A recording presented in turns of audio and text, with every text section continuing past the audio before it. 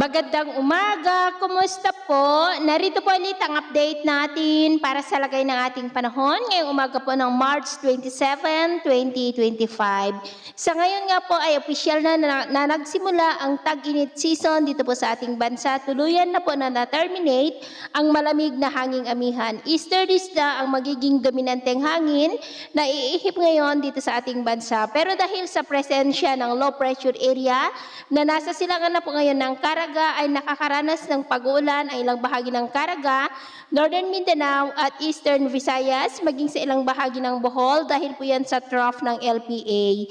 At sa susunod po na mga oras ay mas asahan ang mas maulan na panahon sa malaking bahagi ng Visayas at Mindanao dahil pa rin sa LPA, pero dahil sa land interaction, posible rin yan na malusaw pero magpapaulan pa rin ang remnant po nito. At ito naman ay pinapakita ng forecast model nating ginagamit hanggang po sa susunod na 2 linggo. At sa lagay ng ating panahon, ngayong madaling araw ay maayos ang panahon sa malaking bahagi nating bansa pero may chance pa rin na mapag-uulan lalo na po sa may Caraga, Eastern Samar, Leyte, ilang bahagi ng Bohol, Sarangani, Northern Palawan, Oriental Mindoro, Marinduque, Romblon, Southern Quezon, Lobo, Bicol Region, at Polillo Island. At mamaya ay sisikat ang araw sa malaking bahagi nating bansa, lalo na po sa Luzon at Mindanao. Pero dahil po sa LPA na nagbabanta na mag-landfall sa may Dinagat Island ay may malalakas na ulan na sa ilang bahagi ng Caraga, Southern Samar, ilang bahagi ng Leyte, Bohol, Cebu,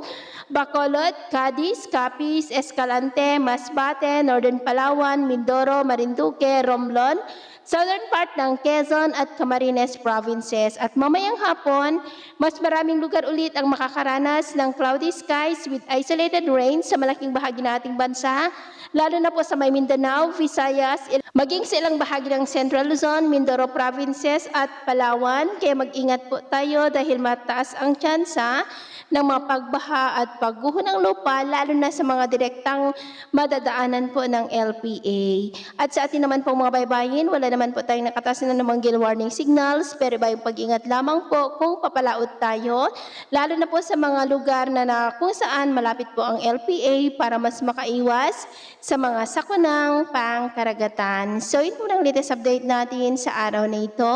At ako po muli si James na nagsasabing sa kahit na ng pagsubok po na darating sa ating buhay, huwag po tayong mawawalan ng pag-asa. Thank you and God bless!